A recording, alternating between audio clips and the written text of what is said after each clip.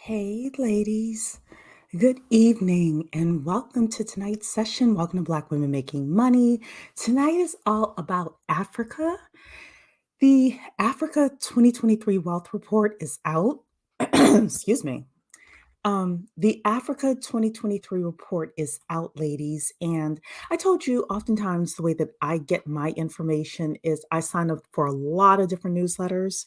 Well, when we did the US Wealth Report about 3 weeks ago now, I signed up for that list for that super wealthy consultancy. And they sent me the email about the Africa 2023 Wealth Report. So I'm like, you know what? I've been watching a couple of things about Africa and let's dive into it.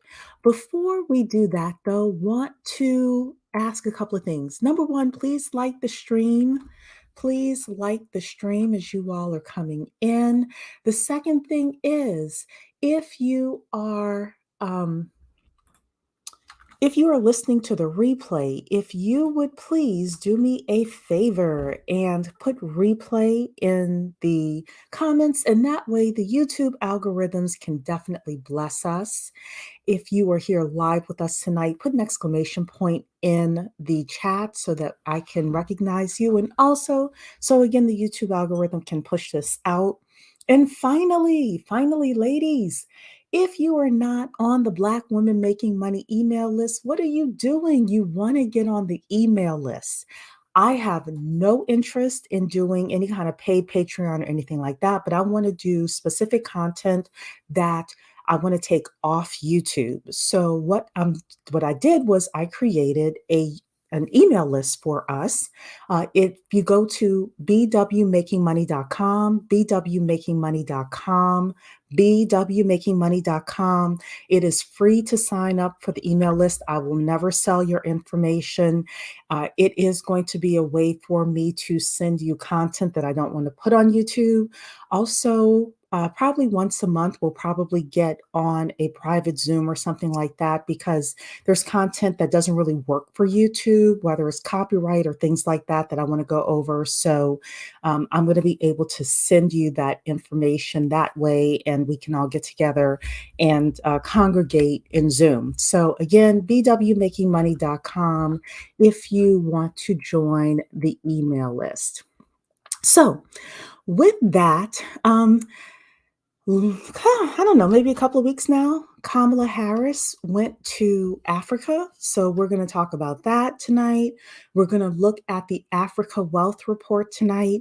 And if we have time, we are also going to watch an African woman and her interview that she did with Jordan Peterson that I thought was really, really good. So I'm going to try to cram as much as I can into an hour, 15 minutes.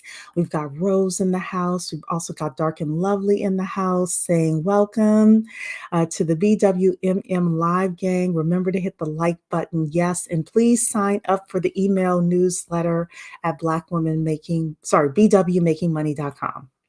Thanks, Dark and Lovely. Oh, and everybody, thanks again to Dark and Lovely for actually putting together our logo for the community. So I wanted to give her a special shout out as well. Okay, so I don't have a cape on for Africa. I drop my cape for everybody and everything in terms of groups. I will have my cape on for individuals. I more importantly will help individuals as best as I can. The cape for the groups are off. The cape for Africa is off. However, we are upwardly mobile Black women, and I feel it's so important for us to know what's happening around the world. We play chess, not checkers. And part of playing chess is knowing that other pieces are going to move on the board, whether we like it or not. And we're going to have to strategize how we stay alive and actually win, this whole game. So, hello, Simon Gele. I hope I said your name right. You signed up. Great. Welcome. Dawn the Earth is in the building saying just signed up on the website, and you're welcome. Happy to contribute. Thank you so much, Dark and Lovely. I really appreciate all the content that you send me. Okay, so let's talk about our dear Kamala Harris. This is going to be the first thing we talk about. And I'm going to admit, I haven't looked.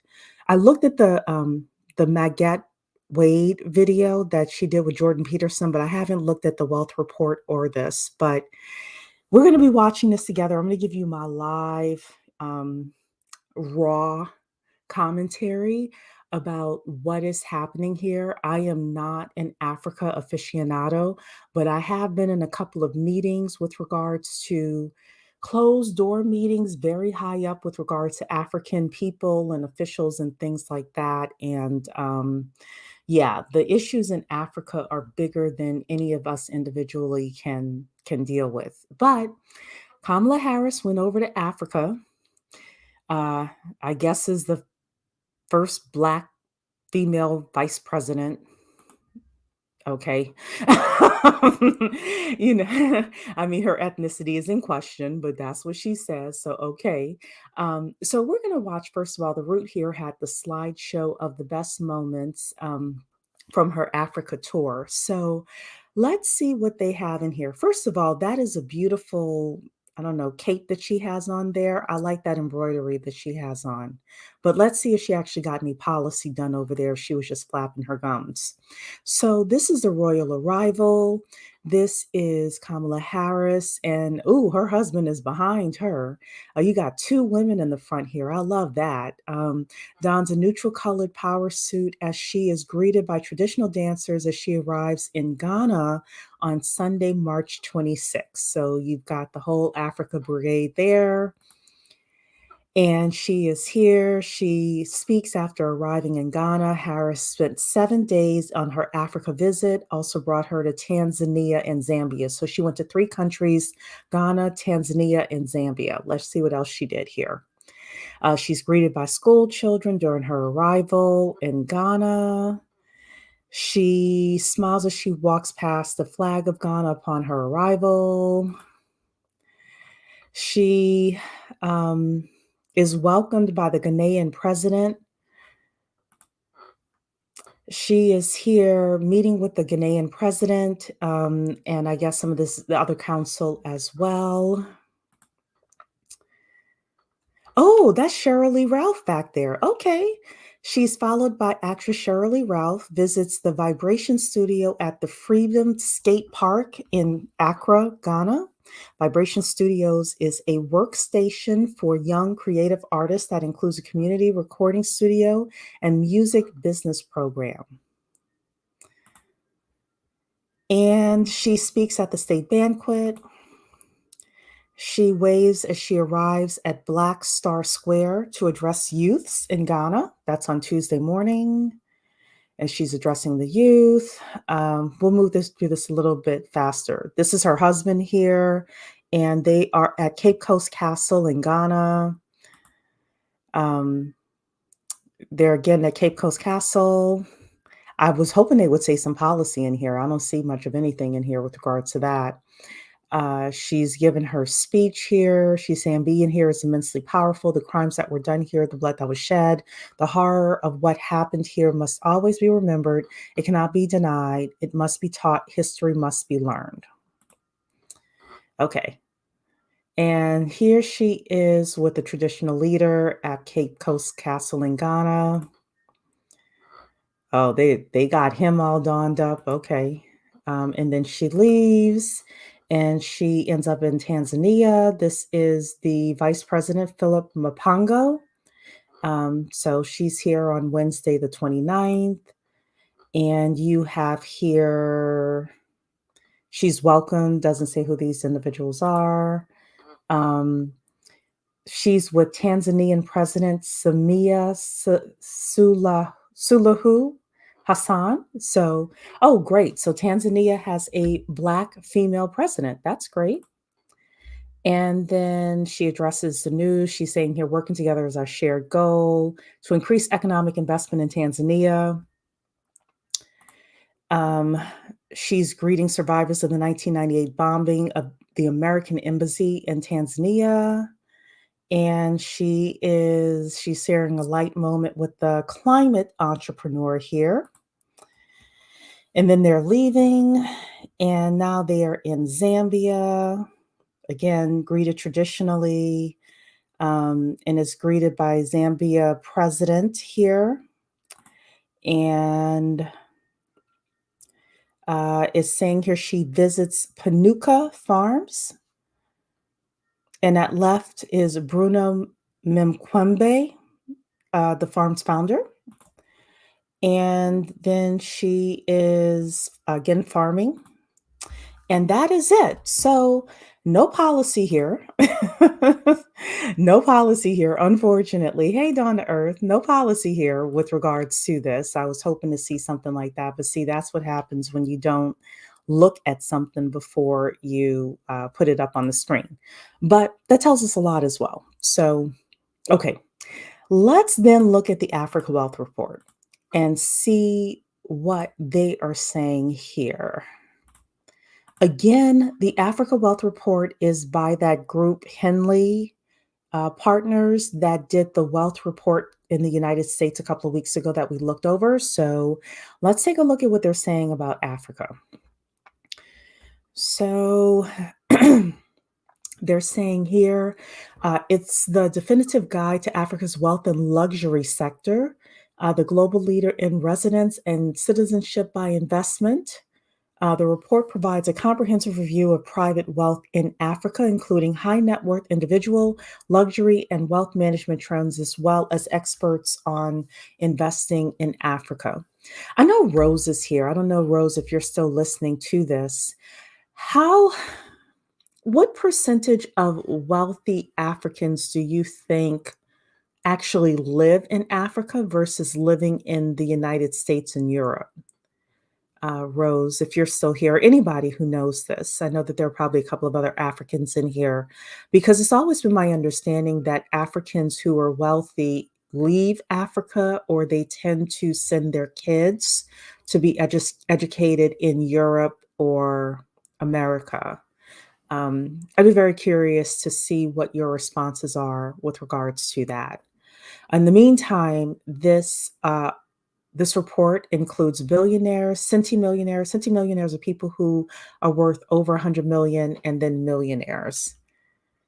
You said that's a loaded question. Why is that a loaded question? Or do you just mean that's a hard to respond to?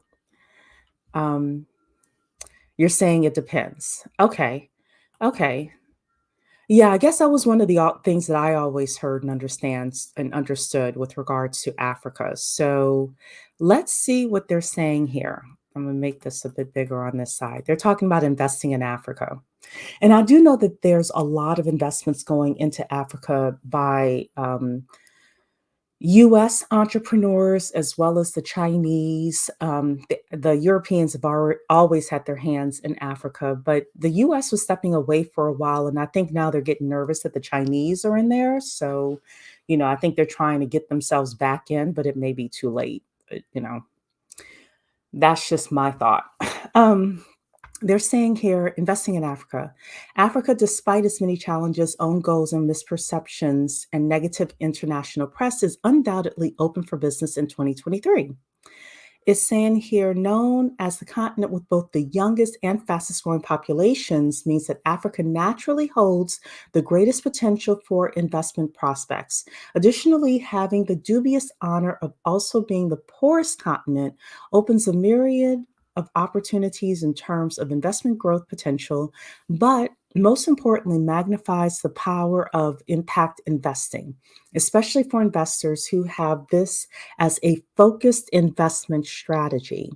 Impact investing is defined as investing in a matter that produces a quantifiable positive social and or environmental impact in addition to generating a positive financial return. It is astonishing that this investment strategy has only gained prominence and popularity in recent years when arguably it should have been the go-to strategy for companies and investors since the dawn of capitalism, sorry. Be that as it may, Africa does provide the broadest and most fulfilling opportunities for impact investing. The Africa Wealth Report 2023 reveals that the growth in high net worth individuals on the continent is expected to be over 42% over the next 10 years. Well, that's interesting. Um, Another two interesting trends emanating from the report are an increase in the popularity of eco pursuits among Africans and particularly high net worth individuals in Africa, and a rise in the popularity of rainforest and jungle lodges, especially among the same affluent cohort. The amazing fauna, flora, natural landscapes, and rich cultures inherent to African countries ensures that tourism is already vital to many of their economies, and the rebuilding that is required as a result of the devastation of COVID-19 um, on the sector is the top of most agendas. So this is interesting with regards to the tourism. Tourism is very big. I got a phone call when I was in doing business plans. And there was a woman who contacted me who wanted to buy a couple of Airbnbs near some national, I think it was like waterfalls or something like that in Tanzania somewhere. And she was explaining to me how Tanzania was really thriving. I believe it was Tanzania. And a lot of tourists were going there. So a lot of these countries are open for business. And oh, you all have more stuff here. So let me read this here. You're saying a lot spend time in both countries. Okay, a lot of people do. I'm originally from South Africa. Oh, great, great. So I can rely on you as well for information. Currently living in Canada. It's a loaded question. Okay, I guess you just mean loaded, meaning complex. Money talks is never too late, Cherie. Wealthy Africans stay in Africa because it's more beneficial to them, but they do send their children overseas for better opportunities. Okay, that's great to know. USA or UK and the African country they are from. All right. Greatest potential for more exploitation. Well, that's possible as well. Yeah. Um, and you're saying you agree with Rose. Yes, it's complex. Okay. Yeah, yeah. So, I can definitely imagine that it's complex with regards to if you're living in Africa and you're living in a poor, what they call a poor country. So I'll put that in quotes. How do you navigate that and still, make sure your children have the best? Um, so they're talking here about doing various types of tourism. I know that they're investing a lot in tech in Africa. So, um, and when I say they, I mean like there are U.S.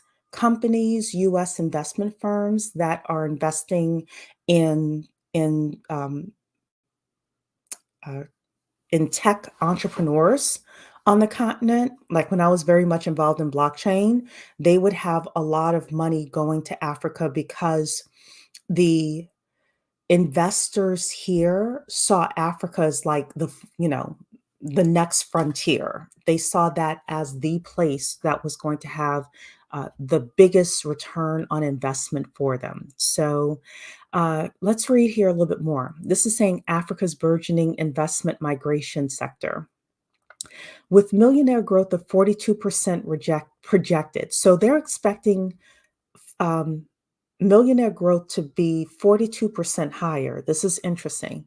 On the African continent, over the next decade, entrepreneurs, business people, and wealthy families are embracing investment migration as a strategy to improve their travel freedom and economic mobility, secure location optionality, and mitigate risk. It'll be interesting to know if there are certain countries where they think this millionaire growth is going to happen. So let's keep reading and let's say let's see if they say that. Um, in an increasingly unpredictable world, investing in multiple residences and alternative citizenships with the additional passports and personal access rights to accompany them is becoming the norm. Investment migration programs provide numerous benefits, such as increased global mobility, improved access to premium education and healthcare, and expanded business opportunities. A recent Henley Passport Power research reveals that the ability to visit a greater number of destinations visa free offers far more than ease of travel.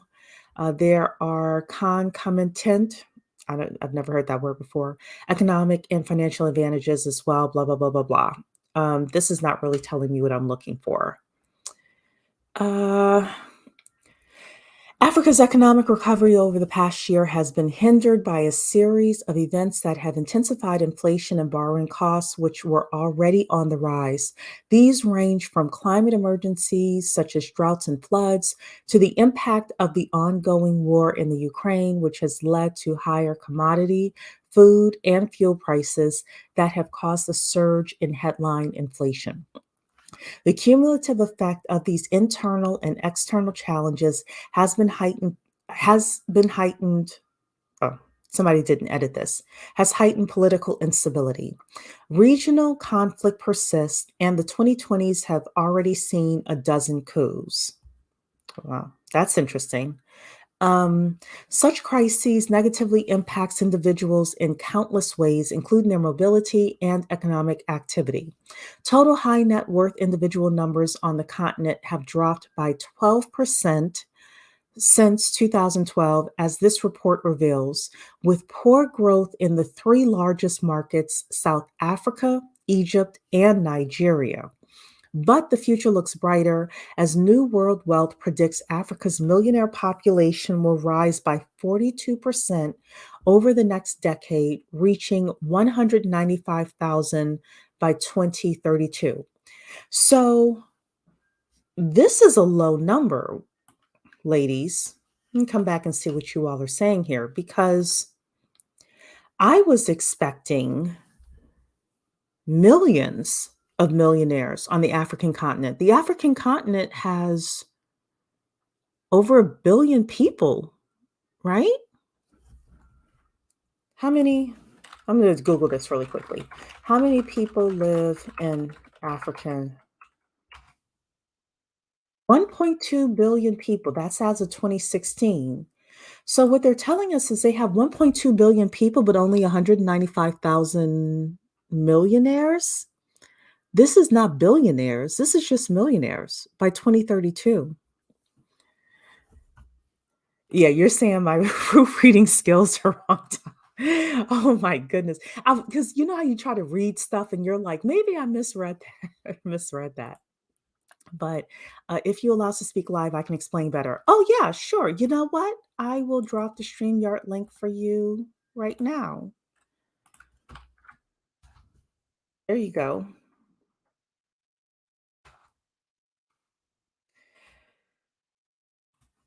So, yeah, so I think this is interesting because this number is not good. Only 195,000 millionaires in Africa is not a good thing. Hey Rose, Hey, hi, Sheree. how you doing? Sure. I'm fine. Thanks for letting me on. Sheree, before I go on, I'm always on your live. I hope I'm not overstaying my welcome. Like, No, of course not. I love you. it's just Yeah. this the thing when it comes to things like Africa, I get really excited, but I do understand Mhm. why you say you're dropping your cape. So, is it a specific question, or do you want me to go into my own opinions as to why you see a lesser number in comparison to the population? I would love for you to go into like, why you think there's a lesser number, what you're seeing on the continent, because I know that you're from Africa. Okay, this is now again, this is I'm not an expert. I don't have the numbers. I'm not doing the charting. This is just from what I see and the things I've experienced. A big reason, a big problem, and this is one of the things that make the United States a great country. I will never negate this country, regardless of what anyone says. A big reason is that okay, it's gonna sound like the same old thing. The wealth of the the continent is in the hands of the few, similar to what is here. However, in the United States, in a way, creates opportunities for people to succeed. In Africa, with a lot of corruption going on there, There's a lot of people who are deprived of education, derived of opportunities. You have a country like Nigeria, after 60 years of so-called independence, they still cannot provide constant electricity and water. The electricity and water that most of the people provide, they have to provide that. That money has to come. So, and even to maintain that, you still need money. So when you have basic amenities like that, um, education, now education has become super expensive. Embezzlement, corruption, people who work but are not getting paid, people's money being stole from their bank accounts, and no accountability to it. These, among many reasons, are why we don't have as many millionaires as we should, or people with more. Now, don't get me wrong, there's still a lot of Africans who are doing well, but it's not the easiest thing, and it's really kind of rough. So that could, again, this is my theory. Maybe a person who's more, who has is a better expert could tell you better. But these are the things that I see that have choked a lot of people's potential. And I'm gonna ask you to put yourself on mute because there's some really bad feedback as we're yeah. So that was the reason why I started off by asking you and anyone in the chat who was from Africa what you all thought because it's so I've been in a couple of high level meetings. I'm a little bit different from the average Black American hearing what's happening in Africa. Um, I have been in closed door meetings where high up officials in Africa wanted African Americans to help and assist. This was 15 years ago, before the Chinese really got in. They didn't want to take Chinese money. They wanted to work with Black Americans, but for various reasons, those things didn't happen in the manner that they had wanted. Um, I think it's. I think that it is well, one of the things I'm gonna show, and I don't know how long you can stay, up tonight, is this woman, Maguette Wade, who talks about Africa and some of the issues that's happening with Africa, and she has her reasoning for why there's poverty in Africa as well. But what I'm looking at on the screen here with regards to you've got a continent of 1.2 billion people. We're talking by 2032, there's 195,000 millionaires. You had a drop in millionaires in South Africa, Egypt, and Nigeria, which are supposed to be the three countries that leading everything. And they're leading, the drop now in wealth. It just it I know that there's a lot of corruption. There's a lot that's happening on the continent. Do you know, Rose, do you know anything about Rwanda? And I heard that there's some good things happening in Rwanda. I don't know if this report's going to talk about that. I don't know too much about Rwanda, but I was told good things because it is my eventual plan to go back to live on the continent. But I was not having a lot of, I just, with Nigeria, it's touch and go. Nigeria, it's like hit or miss. But someone advised me and told me that they think Rwanda is a very good place. They say they're very organized. They actually need people. I was told that they're very ready to learn. And I heard that hotels, things like setting up a hotel is very good there, and things like school, because they say the people there are very enthusiastic to learn, and they're very it seems to be a more conducive atmosphere from what I was told in Rwanda. So I don't have the facts, but I was just everyone told me go look towards Rwanda, that it may be a much better place. Which is very interesting because in the 90s, I remember when Rwanda was at war. I was a young adult and seeing what was happening in Rwanda on the TV screen, and like, oh my goodness, between the two tribes, the Hutsis and the Tutsis, I think I had that right. And to see, 30 years later, they seem to be the ones that are leading with regards to the transformation is amazing. It's Coco was saying here, great things are happening in Kenya as well. So it's Coco, if you're from Kenya, I would definitely love for you to come up. Um, Dark and Lovely is saying must be a NEPA hire for the writer editor. Possibly, yes. Um, and this is not 100,000 new millionaires. This is 100,000 millionaires, period. Dark and Lovely, 195,000 millionaires, period, based on the sentence I'm reading here. The other thing is, how many of these 195,000 will be white South Africans versus Black Africans from any country? And I use white South Africans because that's, we're mostly know um, white people in South Africa more than any other country. But yeah, I mean, you're right about that, Dark and Lovely versus the Black Africans. So Dawn to Earth is saying, I just watched a video on YouTube yesterday about Rwanda. It looks like it's on the come up. If you want me to find the video and put it in the comments, I will. Yeah, if you're able to find the video, great. So um, and I'm glad to hear things are happening. I'm going to go through a little bit more of this report as well. So this is saying here, this is more about the investments. The other session we did with the United States had more charts and things like that, but let's read this paragraph here. From a global perspective, South Africa, Nigeria, Egypt, and Algeria were among the top 20 nationalities in terms of inquiries Henley and Partners received last year. So, again, everybody, Henley and Partners is this company that works with the super wealthy that helps them get passports in other countries to be dual citizens. So, they're getting most of their inquiries from South Africa, Nigeria, Egypt, and Algeria, which is not surprising.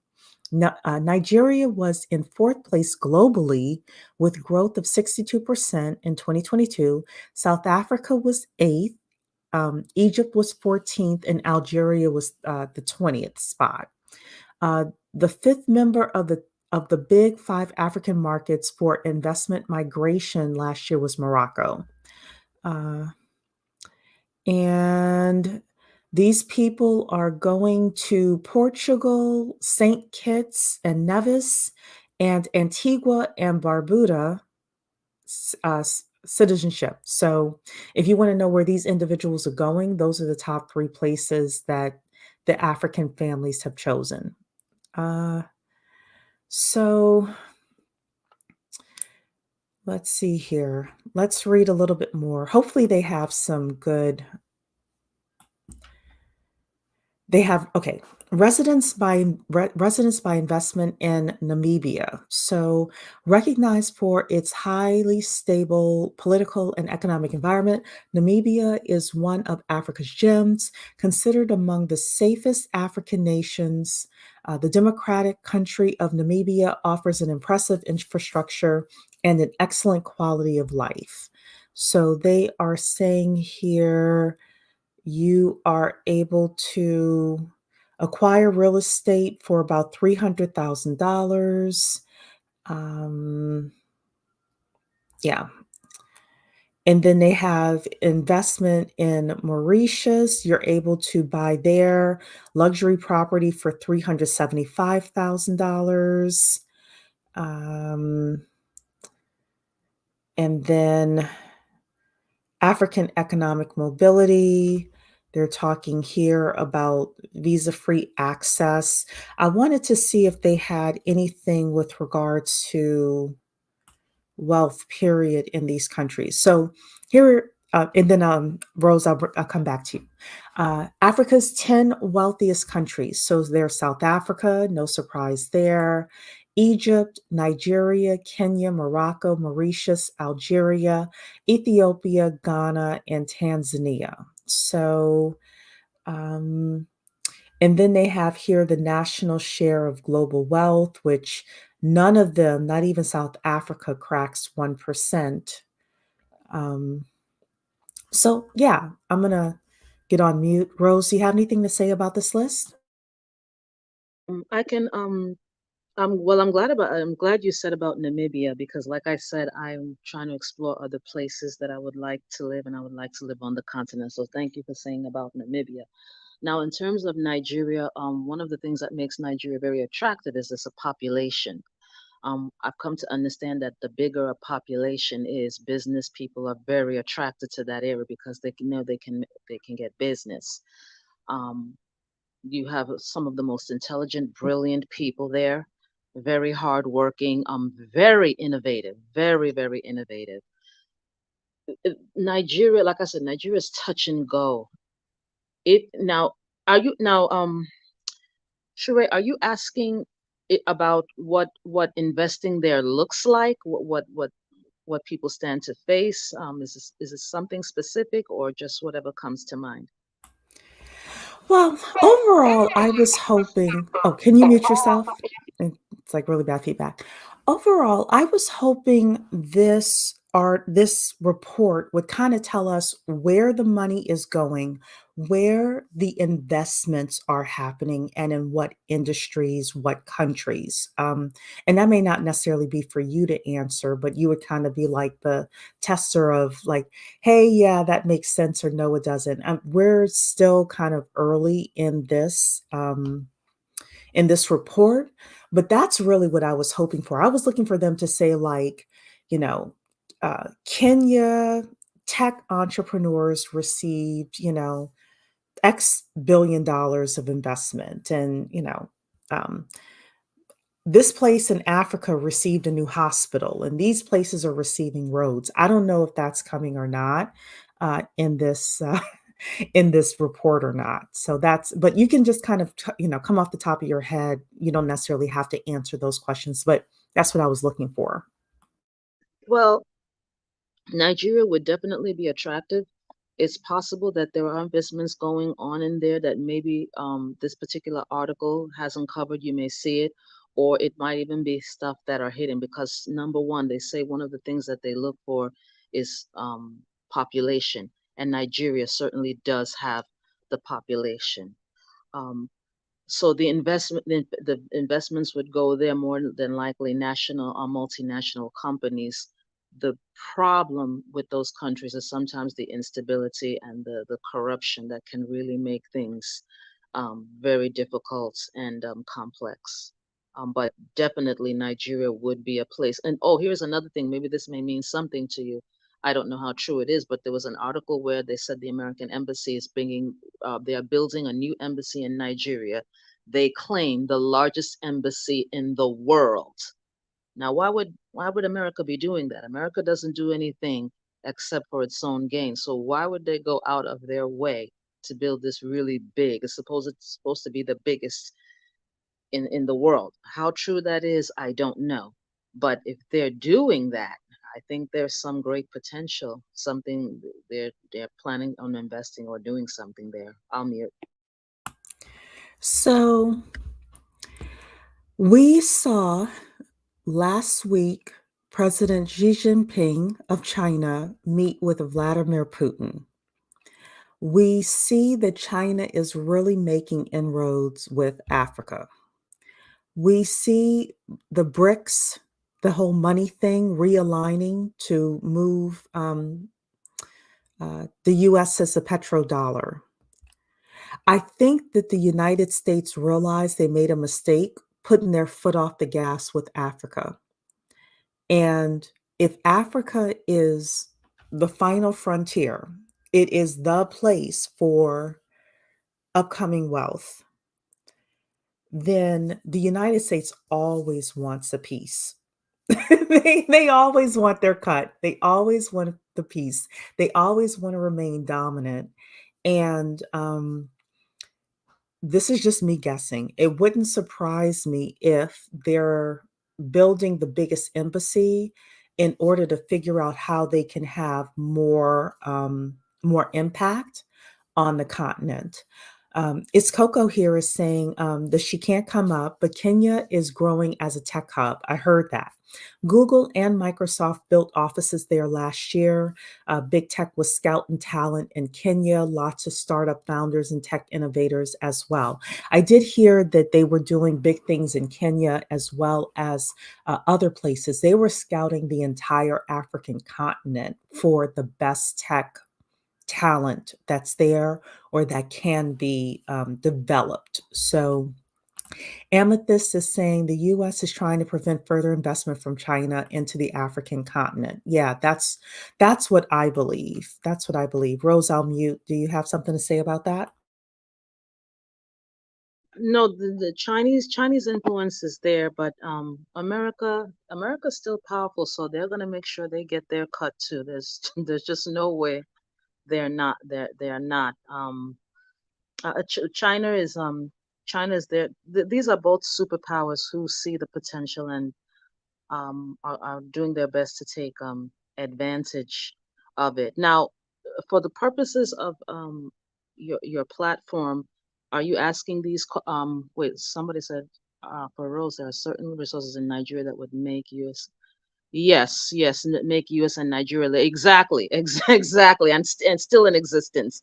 Um, Sheree, for the purposes of your platform, are you also inquisitive about you know Black women in America doing business or investing over there? Is Um, I I believe that Black women here should invest in Black women in Africa, especially in the villages, just because of my, interactions with some of the women that are here that are from Africa who are like, there are a lot of hardworking African women in the villages, and you can give them a microloan for 500 to $1,000 and they're able to you know, build and grow from there. I don't know if it's necessarily my platform that, is about that. I always believe that we should be aware of everything that's happening, but uh, I would definitely use my platform with regards to if there were a reputable way for us to support African women. Absolutely, absolutely, because I want them to thrive as well. You know. that's a very good thing, but I would think um it would be more of an altruistic thing. If it's in terms of making gains, I would say that the people, African Black women here would. I think it's best to be on the continent to really understand and study the people and know what you're dealing with. I wouldn't advise anyone to just go blindly or even on reports. And the thing about a lot of these reports is the question you have to ask: beneficial to whom? Who is this going to be beneficial to? Who are the ones who are going to make the best, the most gains? And I regret to say many times when it comes to companies, it usually is not us. But we still can benefit. But I think the best way for us to get gains is I would say you have to really be there, stay there for a time, really interact, understand what you're dealing with. Otherwise, I'm being brutally honest, you're going to end up throwing away your money. I know too many Africans who that has happened to. And then there are also a lot of Africans who have done very well, but they understood. It took a lot of time. It took some time really studying and watching everything. Yeah, and thanks for that feedback. I, noted. I definitely will do that. Um, Let's continue with this because maybe there'll be something, interesting that comes out from this report. This report was not as juicy as the US report, but hey, we gave it a try here. So they have the top 20 passports being, I'll just say some of these: Seychelles, Mauritius, South Africa, Botswana, Namibia, Lesotho, Eswatini. I've never heard of that country before. These must be new countries. Um, so yeah, so they have their top 20 countries here. And then they have benchmarking Africa's wealth in context. So as of December 2022, there's $2.4 trillion of total investable wealth held on the continent. There are 138,000 millionaires living in Africa, each with wealth of $1 million or more. There are 328 centimillionaires. A centimillionaire has $100,000 of wealth, $100 million of wealth or more, and 23 billionaires living in Africa. And the top 10 wealthiest countries in Africa, I don't think we're too surprised by this. You have South Africa, Egypt, Nigeria, Kenya, Morocco, Mauritius, Algeria, Ethiopia, Ghana, and Tanzania. Now, with South Africa, yeah, there are 37,800, but how many of those are Black South Africans and how many of those are white South Africans? Because to me, that makes a big difference.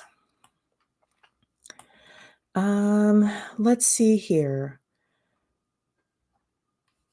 They say here growth trends on the continent. This is some of the stuff I was looking for. They have here total high net worth individual numbers in Africa falling 12% from 2012 to 2022. Performance was constrained by poor growth in the three largest African markets, which are South Africa, Egypt, and Nigeria. Rwanda was the top performing market in Africa during the period, with millionaire growth of 72%, followed by Mauritius, the Seychelles, Uganda, and the Democratic Republic of Congo. Morocco and Kenya's high net worth individual populations also grew solidly. Ethiopia and Ghana, whose millionaire populations have had been growing rapidly until 2019, have struggled yeah, that's my fault, have struggled over the past few years, which has pulled back their 10-year growth rates. So, ladies, you're able to see some of the countries that are doing well, some of the countries that are sliding back a bit.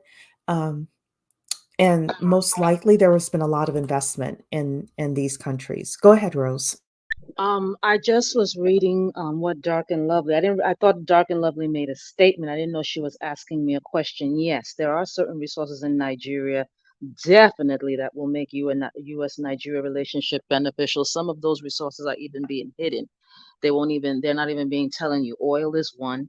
They recently found diamonds in the northern part of Africa. This was very, very recently. So yes, that's very important, and they will keep their ties there.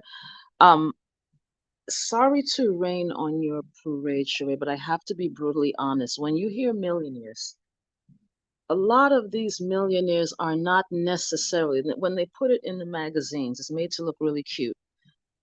Some of these millionaires that money is through embezzlement. That money is through, for instance, you have one lady, they claim she's the richest Nigerian. She got her wealth through an oil well. Now, this is the resources of the people, but she commandeered a whole oil well. So if you commandeered a whole oil well, of course you're going to be millionaires. So is it millionaires through, you know, real trade and capitalism, or is it millionaires through embezzlement? That's some of what you're seeing.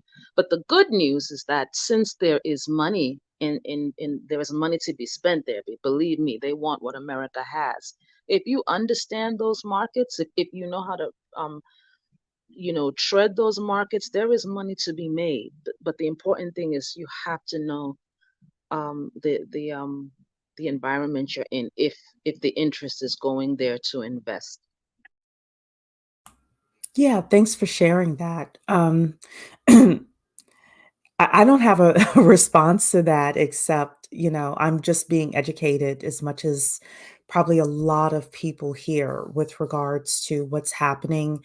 And that's why I have very much a hands off approach to Africa, except to say I want to be aware of what's happening. And I'm glad, again, you're here to kind of give us a little bit more context with regards to what is happening there, because we want to see African ingenuity, and how much of that ingenuity is being stifled because you have people embezzling and the corruption, instead of putting that into the schools, putting that into business incubators, and putting that into actually taking the resources that Africa has, building like a true capitalistic system, and being able to grow, from there. So I know you came off mute. Go. Yeah, that everything you said can be talked about, but I didn't know if that would be appropriate for your particular show, or if that was something that was of interest to you, because that's a real big issue, and a real big problem. But the reason, because you say Black women making money, I'm going by the title of your show. My assumption is that, oh, it's possible. What are the possibilities of people investing down there? The resources there, the opportunities, and then I can only really speak on Nigeria because that's where I know. The place is bursting. It needs so much that if one can penetrate that market, there is so much money to be made, and there's so much good to be done. But the problem is, can you navigate that terrain? And the reason I'm telling people this is the reason I'm not trying to be in any way discouraging, but I don't like lying to people. Don't tell people the rosy part and then they put all their investment and only for them to regret it. I always just say, if you want to get into those markets that have great potential, go there, study the people, be around there. So, because there's money to be made. But as far as what you say, yes, but you are right. But I don't think that's what you want on your channel, and I think that's a whole nother topic about self sabotage. Because if Africa didn't sabotage itself, it would be one great continent. It would absolutely be the wealthiest continent. So I guess I should put my disclaimer out there that I am not telling you to invest in Africa. I'm not telling you to get a passport to any of the African countries. I'm not telling you to visit Africa, or anything like that. This is for informational purposes only, and for us to have a perspective of what's happening on the continent. And then you, of course, make those decisions, based on what Rose is saying, based on you going on the ground and you really taking a good hard look and making sure you want to be there. So, but with Black Sheree, can women, I say one quick thing? Thank well, you. if I can, just with Black women making money as a title, it really is just about us again seeing that this game is a chessboard and we're moving, but other people are moving around us as well. So that is all I'm referring to as being aware geopolitically, capitalistically, of what's happening all around us as we're pursuing our careers and things like that. Go ahead, Rose. I just want to say thank you so much. I really appreciate what you're doing, because like when you brought out that list, like you said, Namibia, because I've been asking, where are different places in answer to what you're saying about your statement about being aware. Thank you. That's some good awareness. Because I'm lazy. I really admire you. You do the work. I'm lazy. I spend too much time on crap. You're highlighting, and thanks for when you said the thing about Namibia. Now that's somewhere that I'm gonna look at. I also heard Mozambique is another nice place, and Tanzania, and also Rwanda being the most attractive. So thank you very much for the awareness.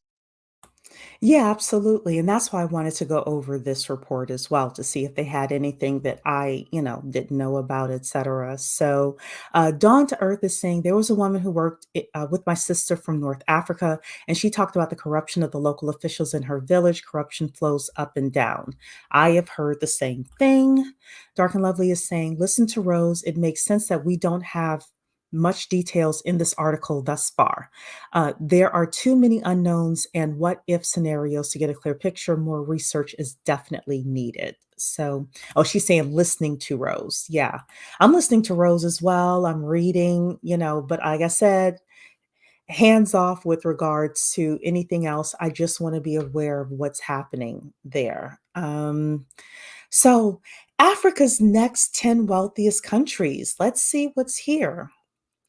Angola, they're expecting 2,400 millionaires in Angola, Cote d'Ivoire, Namibia, Botswana, Uganda, Mozambique, Rwanda, Zambia, the Democratic Republic of the Congo, and Seychelles.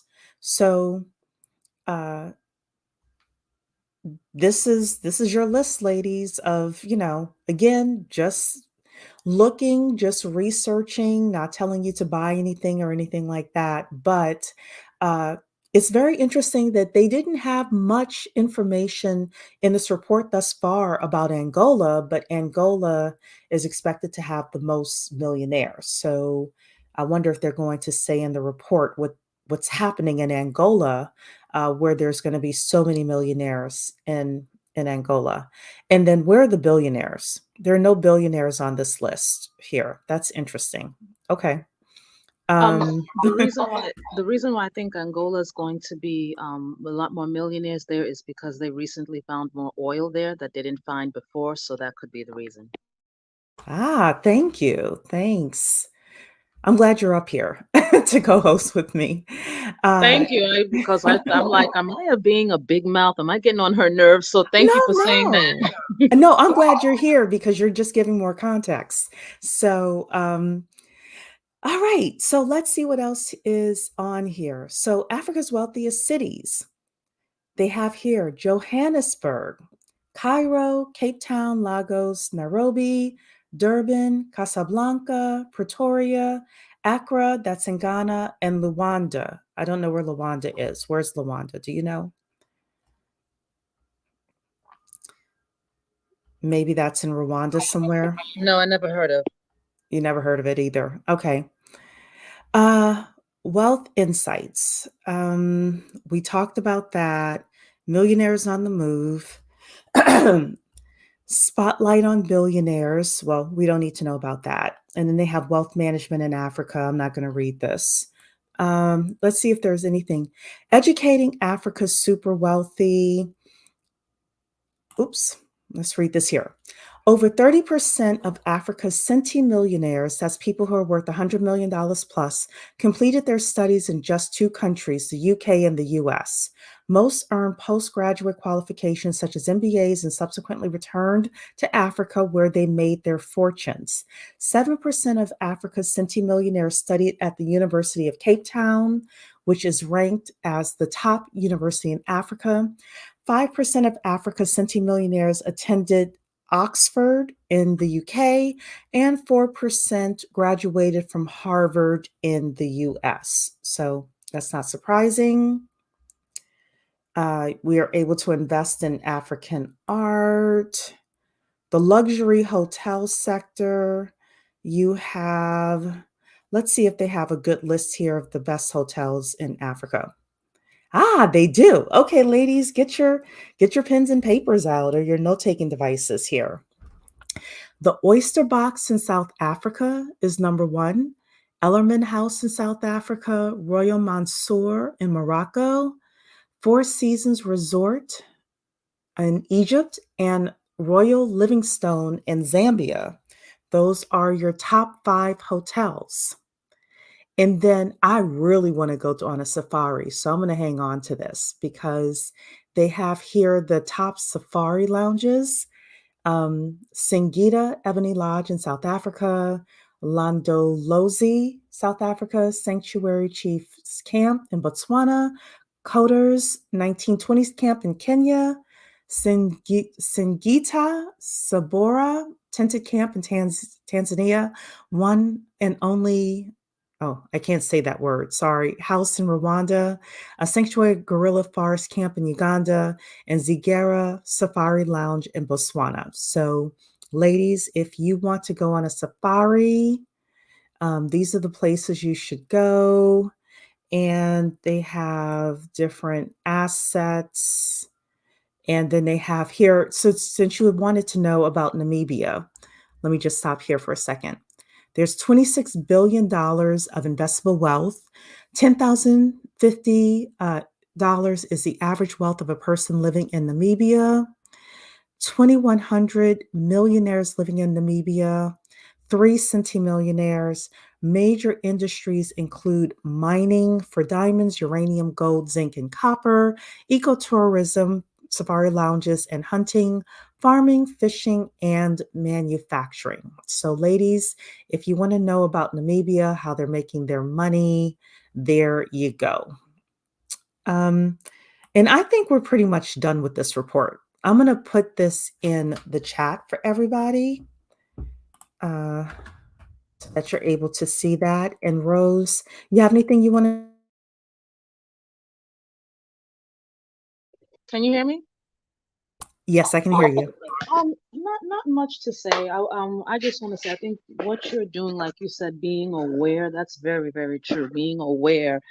Um, I had planned one time to, there was a skincare product that I loved, and I was buying a lot of it, because at the time I was planning on traveling to Nigeria. I wanted to relocate there permanently. And interestingly, a white lady, Russian lady, she said, you know what, since you like this product, why don't you get in there before everyone else? You can sell this to the people down there before all these other people. Now, she's a white Russian lady. She was aware of what was happening. I don't think a lot of other people were aware. So I just want to say thank you very much for, like you said, when we're aware, even if we may not have all that money to do the big projects or the big companies, where there's more money, you can sell more. So in a place like Nigeria, where cosmetics and luxury living is highly sought after, even the supposed poor have an iPhone. If you can get into that market and find a niche there, there's money to be made. Farmlands. There's a lot of great farmland down there. They have some of the most fertile soils you could ever get. If you can penetrate that market, there's money to be made. So um, I really love that you said being aware, because if we're not aware, we're not going to look. But if we have some awareness, then we can take the next step, as opposed to being in the dark and everybody else is getting the benefit and we're on the sidelines.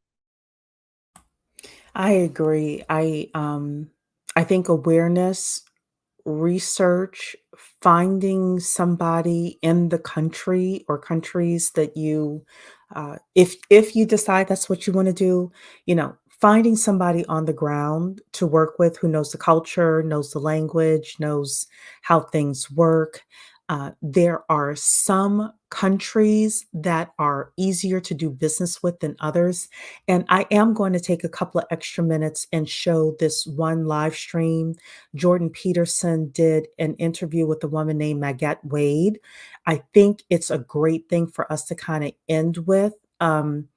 It's about 10 minutes, so I'm going to start and stop it, but she does such an excellent job of explaining from an entrepreneur's point of view what's happening in Africa, that I feel like if we don't talk about it, then I would be leaving this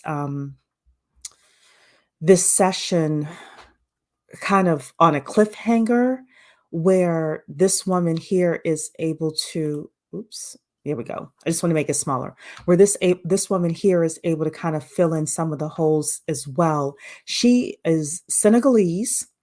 She ended up moving when she was 8 years old to, Germany to be with her parents. She lived with her grandmother until she was 8, and then she moved to Germany to live with her parents, and then she ended up moving to Silicon Valley, became a recruiter, and then became very interested in trying to help in Africa, and she moved back home in order to open a business. Now she has a business called Skin is Skin, which is sold in Whole Foods. And she employs African women, Black African women. And she's a pretty amazing person. So I just want to show a little bit of this. Am I going to do wealth reports for other regions too? Probably not. Unless something is really interesting, probably not. You know, I think the US is interesting, and I want to keep tabs with what's happening in Africa. So I'm going to play a little bit of this, and then I'll probably start and stop it. Okay.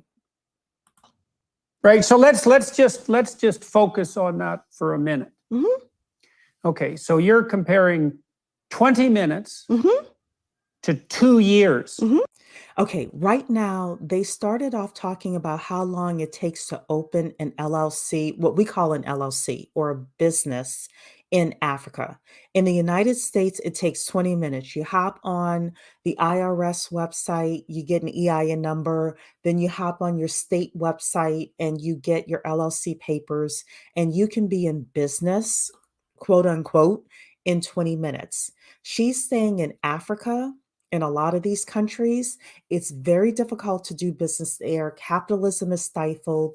And that's a big part of the reason why Africa has issues with regards to wealth building and poverty, or even creating a middle class, like a very strong middle class. This is what she's saying. Right. So then you have to ask yourself, and I'm sure you have, is how much time and energy do people have?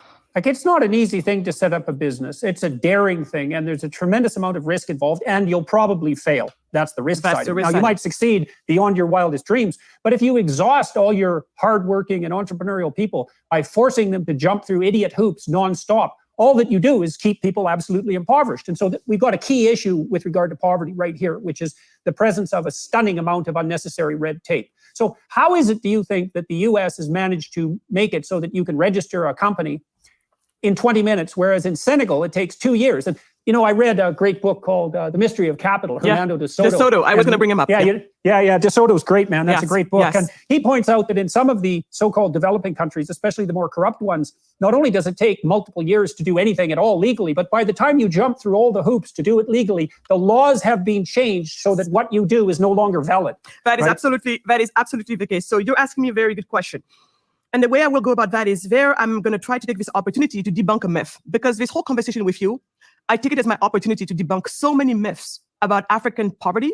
Hence, what would it take for to build African prosperity? Because I'm not interested in alleviating poverty. I'm not interested in just like, oh, can I be a little bit less poor? No, I want to be prosperous. I think my people, Right. like anybody else, should be prosperous.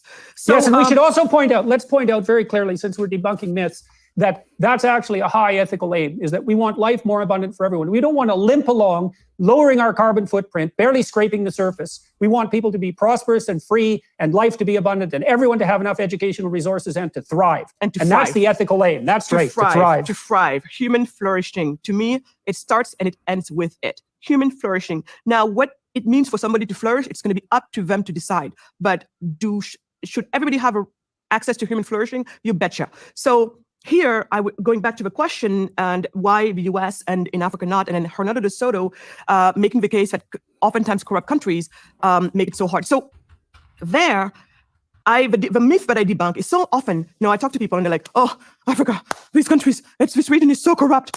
And I'm like, yes, my country might be corrupt, almost as bad as Chicago. You know what I mean by that.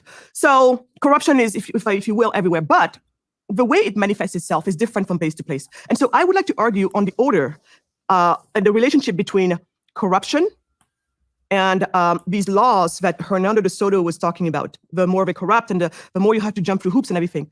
I like to argue that corruption is a cause of senseless laws, is a cause too many laws, and also senseless laws. When you have those together, then you breed corruption. Give you an example. This is another example that we had to go through. My current company is a skincare company, Skin is Skin. So for that, we have to import some ingredients, because if you don't have them, you need the inputs that you. Okay, ladies. So she's about to get to a very important point here. She's about to talk about the tariffs in Africa. Before, they talked about the fact that it's very difficult for you to start a business in Africa. By the time you go through the 2 years that it takes for you to start the business in Africa, then you've already lost steam with regards to your idea and things like that. Now she's about to go into the fact that she wants to import. She has a product, so she cannot. All the ingredients that she needs is not in Africa and available to her. So she needs to import part of the ingredients in order to make her product. And that's starting to make her uncompetitive because the tariffs are so high. So let's continue listening. You need at the standard of quality that you need them in order to remain competitive in your marketplace. My marketplace is the United States. That's where the people have the money to spend all of this, to spend on our products. They understand our products. It's one of the best markets for us for many different reasons. We sell at places like Whole Foods Market. I don't have to tell you, it's one of the most beautiful chain of grocery stores in the US. You can imagine that the buyers are super sophisticated and they Rose, is she going too fast? Do I need to slow her down? I can hear perfectly. I don't know Okay, about the rest. perfect. So they sell in Whole Foods, and let's continue listening to her. don't just bring any product in that chain, but they bring us. So which tells you the level of standard we're playing at with world class. So it means that everything behind the scene has to be world class. The whole chain up and down has to be world class. And so ingredients, no different. So we have to bring in some ingredients. Well, guess what, Jordan? For some of my ingredients, the tariff is 45% to enter the country, 45%. Others, almost 70%. How do you expect me to be competitive if you're slapping such tariff on some of my inputs? How? Because for every 50 cents you add on tariffs, I have to sell my products $2 more than I would have in order for me to actually make it. I become very uncompetitive very quickly, quality for quality, product for product. So there we had to, so now, if instead of making it a 45%, how about maybe it's a 0% like it is in the US? If I had to bring the same product here in the US, 0% tariff on it, or make it 5% or 2%, 3%, something that makes sense. So then do you really think that I'm going to try to jump through the hoops of avoiding that 45% or that 70%? There's no need. Pay it and move on because you've got better things to do. Mm-hmm. See how bad laws and senseless laws breed corruption, because people will then, it is cheaper and faster for people to pay the bribe and move on than to adhere to the law. Did you all hear that? It is cheaper for people to pay the bribe than to adhere to the law. Yes, laws. This is where she's talking about the laws that are keeping people impoverished in Africa. Africa should have, in my opinion, having 130,000 millionaires is atrocious for a continent with 1.2 billion people. It should have a thriving middle class. Poverty should be very close to non-existent with all of the natural resources in Africa. And yet, when I saw this, I was like, wow. I watched the whole thing. I would suggest you all watch it as well. I'll throw the link in the chat for you ladies if you want to watch it. This woman is absolutely amazing. She's an amazing businesswoman and an amazing thought leader. Let's keep going here. You see? So that's what we have inherited in most African nations. As I noticed, the discrepancy and the difference between doing business back home and doing business in the United States. At first, I was like, well, of course, it's like this. It's just because, we're a poor nation, we're messed up, and that's why everything else is messed up. And then eventually, I started to really think about it, to think it through. And it's around the same time that God, again, brought some interesting people in my life. Because at that time, my company, my first company at least, was, now I had moved into the nonprofit. We had started a nonprofit because my goal was, how can I help replicate whatever success I was able to have? How can I help many other magats or my male counterparts from Africa do exactly what I did with whatever product they deemed to do it with? How could I help with that? And it is during that journey that I eventually even learned about the work of Hernando de Soto. And when I heard about his work, he was right there telling me, Magat, what you went through, what you're going through, experientially speaking, is not an anecdote. This is something very systemic about this. And it is called economic freedom. How easy or hard it is to do a business. You have indexes that measure this. The most known of them being the Doing Business Index ranking of the World Bank. And then you have a Fraser Institute Economic Freedom Index as well, and others and others. Well, what do they all have in common? They all show you one after the other that it is harder to do business in anywhere in sub-Saharan Africa than it is anywhere in Scandinavia. And it's harder to do business anywhere in sub-Saharan Africa, which is the majority of the continent, than it is to do business in Scandinavia. She's going to explain why that's important.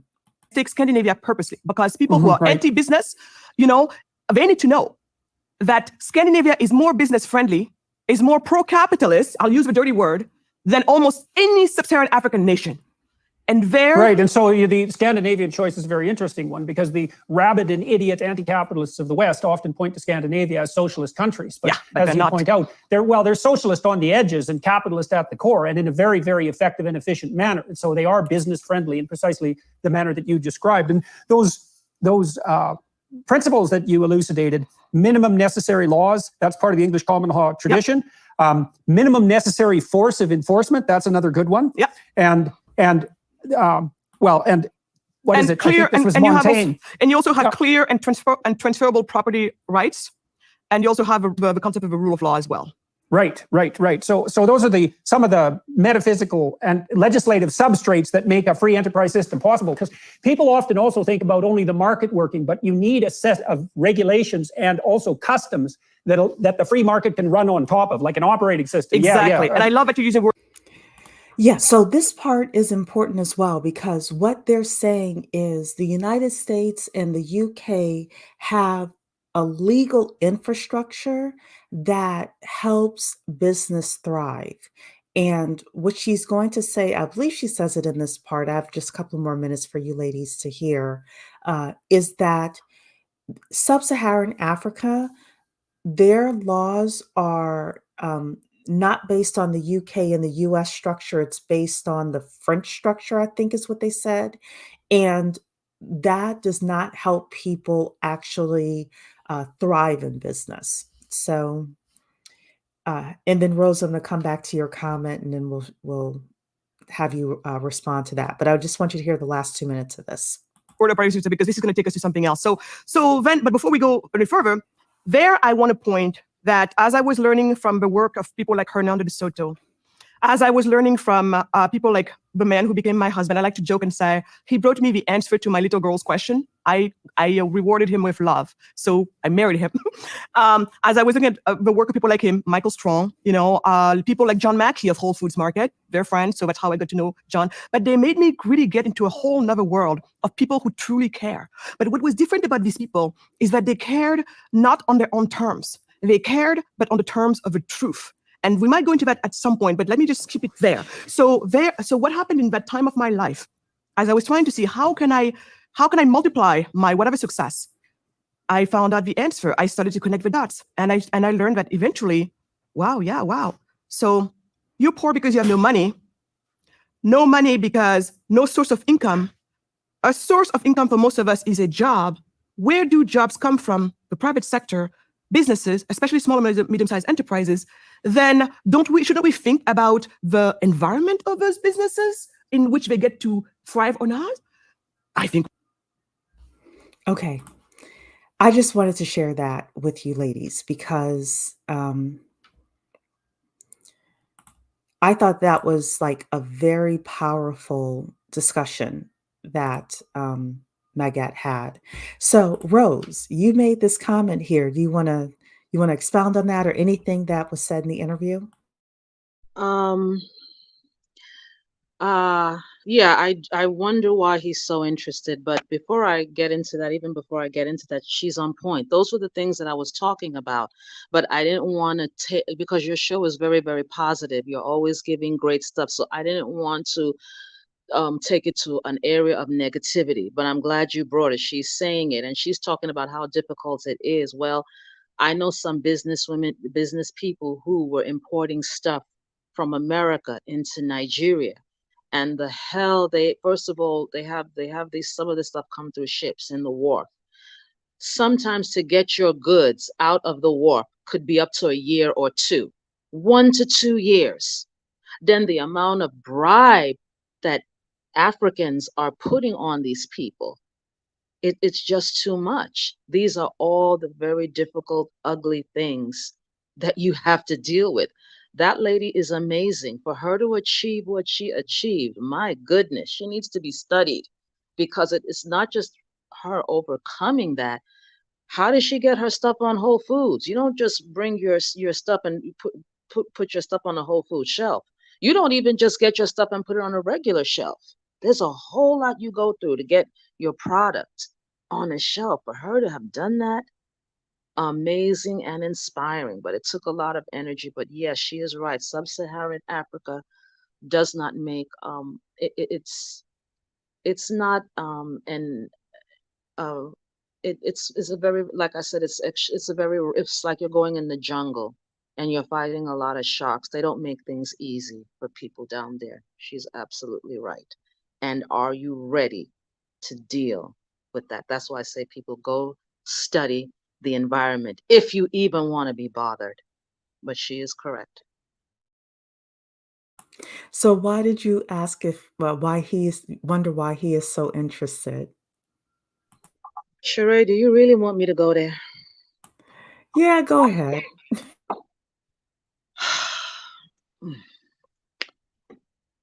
I don't want to go there, but Well, you don't have to if you don't want to. I no, just, I you know. don't I don't want to start anything, and I don't want it to look like I am being biased, but for all the exploitation that certain people have done to Africa, why are you so interested? Or again, I could be wrong. Maybe he's genuine, maybe he really cares, but the amount of exploitation that's done and we don't get to enjoy it, I sometimes wonder why the interest.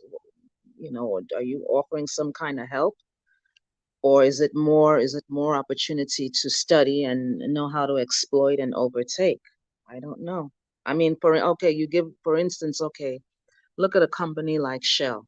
Now, Shell is a double-edged sword. The beautiful thing about the Shell company is it gave Nigerians, if you had an opportunity to go to work there, it gave Nigerians wonderful jobs that even their own people don't give them, paid them regularly, gave them great education. But on the flip side, Shell a lot of the destroyed a lot of the natural resources, where the locals could fish. It became so corrupted, they polluted because they can get away with it with those governments that they would never get away with it here. And the people are not really getting the benefit. America is. So again, what's your interest? Is it exploited, or is it to help? Or are you helping with the intention to exploit? That's the only reason. And that makes sense. And look, I said in our race relations discussion that there are different groups of white people, and I also separate the system from individual white people.